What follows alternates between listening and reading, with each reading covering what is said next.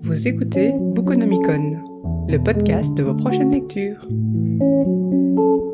Bonjour et bienvenue, je suis Amandine, libraire spécialisée en sciences humaines et en développement personnel.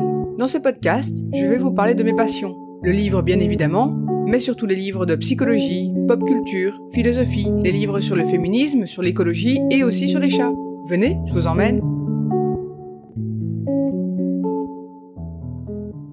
Cela fait maintenant 3 mois que ce podcast existe, et je ne vous ai toujours pas parlé de livres de psychologie, de philosophie, ni de livres sur les chats ou sur la pop culture. Il est donc grand temps de remédier à cela, et ne vous inquiétez pas, j'ai prévu du lourd. Nous allons donc aborder un premier livre de psychologie avec le splendide Ma tête à faim, écrit par Cathy Assenheim, édité par The Book en 2022 au prix de 19,90 €. À propos de l'auteur. Avant de parler du livre, il faut que je vous parle de Cathy Assenheim. Elle est psychologue clinicienne, spécialisée en neuropsychologie et elle travaille à Bruxelles, en Belgique. Elle signe ici son 3e livre. Elle a publié son premier ouvrage en octobre 2020, intitulé « Mon cerveau est hyper ». Elle parle bien évidemment d'hypersensibilité et de haut potentiel. Ce livre a fait un carton peu de temps après sa sortie. Il est tombé en rupture, a été réimprimé rapidement, a continué à très bien se vendre. Il a fait partie du top 10 des ventes de ma librairie pendant presque 2 mois, ce qui est impressionnant pour ce genre de livre. En octobre 2021, Cathy Assenheim remet le couvert avec le livre « Je suis épuisée », qui parle cette fois-ci de surménage et de burn-out. Là encore, le succès est au rendez-vous. Et nous en sommes donc maintenant au 3e livre, Ma tête à faim, paru en mars 2022 et qui parle cette fois-ci du comportement alimentaire. Qui donc est Cathy Assenheim et pourquoi un tel succès? Pour moi, ces livres présentent 2 spécificités. La première découle des 2 casquettes de Cathy Assenheim. Comme je le disais, elle est psychologue et neuropsychologue, ce qui signifie qu'elle a des connaissances pointues non seulement sur la psyché humaine, mais également sur le fonctionnement du cerveau et en physiologie humaine. Dans ses livres, elle parle donc d'un même thème sous 2 prismes différents, la psyché et le corps.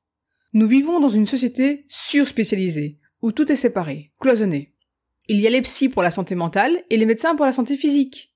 Cathy Assenheim, dans ses livres, fait l'union entre ces disciplines et montre la réalité corporelle, physiologique derrière des sujets encore très mal compris. Elle vient montrer que celles et ceux qu'elle appelle hyper, donc les hypersensibles et les hauts potentiels, ont bel et bien un fonctionnement neurologique différent, que le burn-out est une vraie maladie qui s'inscrit dans le corps, et que la question du poids et de la diététique ne sont pas régies uniquement par la volonté. La 2e spécificité de Cathy Assenheim, c'est qu'elle est très orientée solution. Ses années passées en clinique lui ont permis de développer un arsenal d'outils, de solutions adaptables à la majorité des individus. J'ai été fan de Cathy Assenheim. Dès son premier livre sur les hyper, j'ai adoré son livre sur l'épuisement, et j'ai dévoré son 3e livre, Ma tête à faim, sur le comportement alimentaire et dont nous allons parler maintenant. À propos du livre.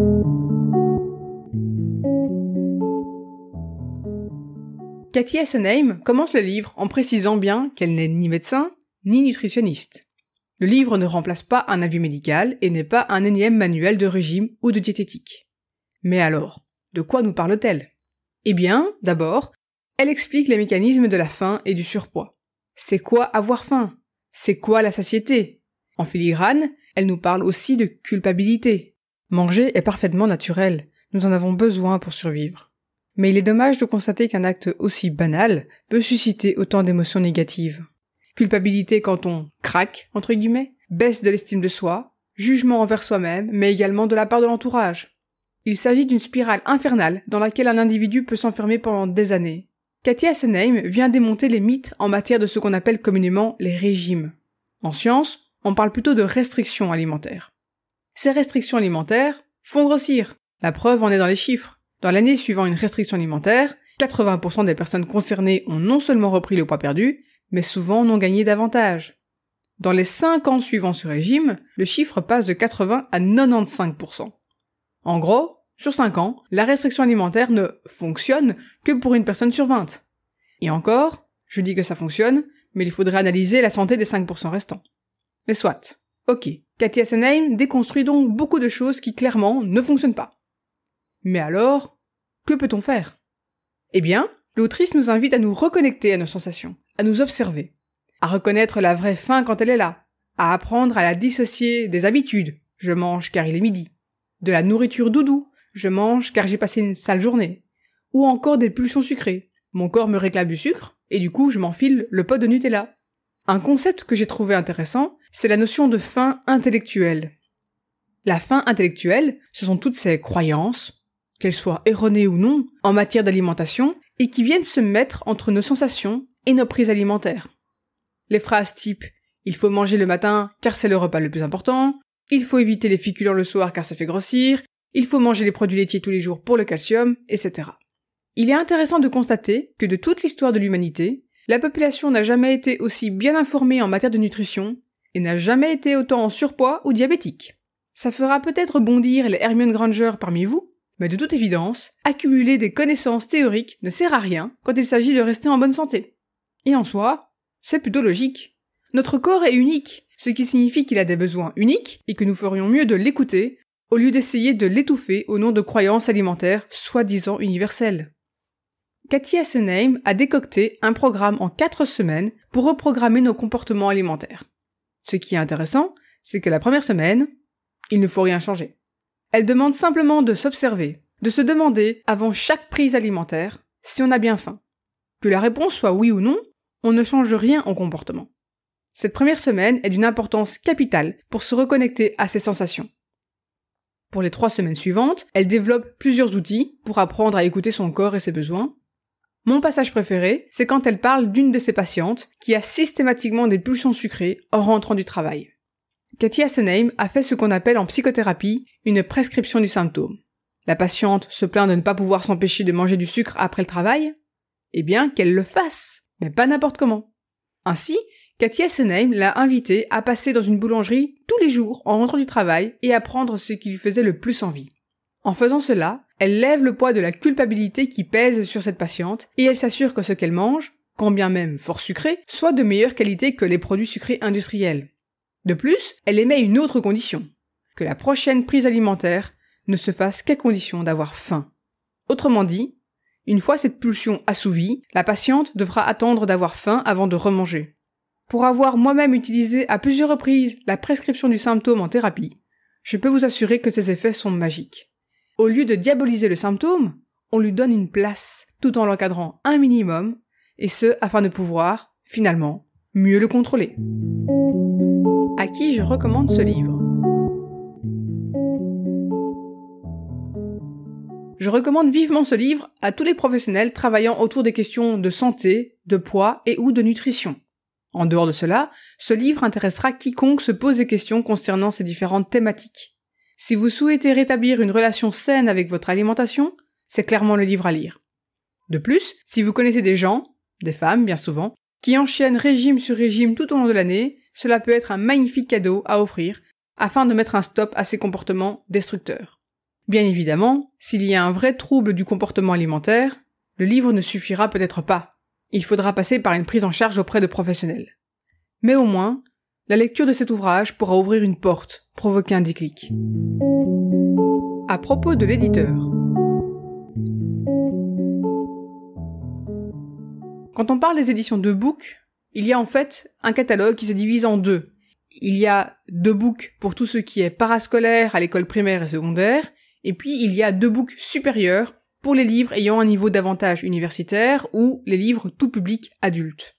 Par abus de langage, je dis systématiquement 2 books, mais en fait, je parle bien souvent de 2 books supérieurs. Donc, 2 books, c'est un peu ma Madeleine de Proust.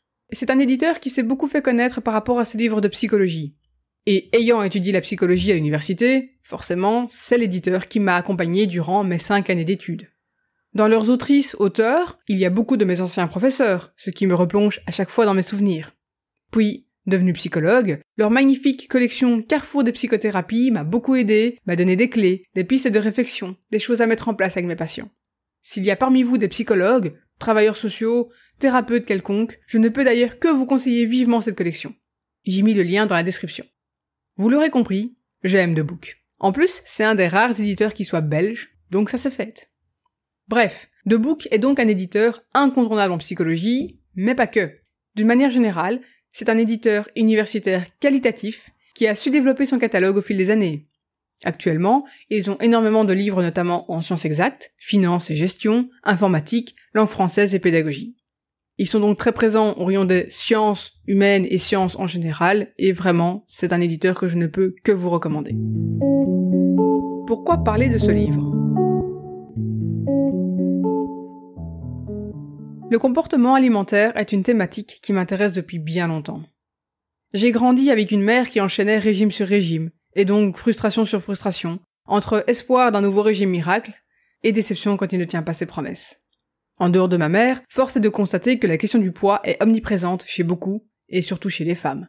En effet, nombreuses sont celles qui se définissent en fonction de leur balance. Ce n'est même pas forcément la santé qui importe, juste un chiffre. Chiffre qui, par ailleurs, leur semble toujours trop élevé. En tant que libraire, je ne me sens pas toujours à l'aise à l'idée de vendre des livres qui font la promotion de régimes miracles, de méthodes révolutionnaires qui enferment les personnes dans un cercle vicieux. J'avais envie de parler de ma tête à faim, car pour moi, ce livre est différent.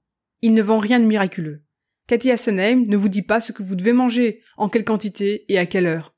Elle vous invite simplement à vous reconnecter à votre corps, à vos sensations, et surtout, à lâcher ces émotions négatives liées au repas. Plutôt que de vous contraindre avec de nouvelles injonctions, ce livre cherche à vous libérer et à vous apprendre à réécouter votre corps. Car votre corps sait mieux que quiconque ce dont il a besoin. En bref, ce livre remplit à merveille la mission que je me suis donnée en devenant d'abord psychologue et puis libraire. Libérer l'humain.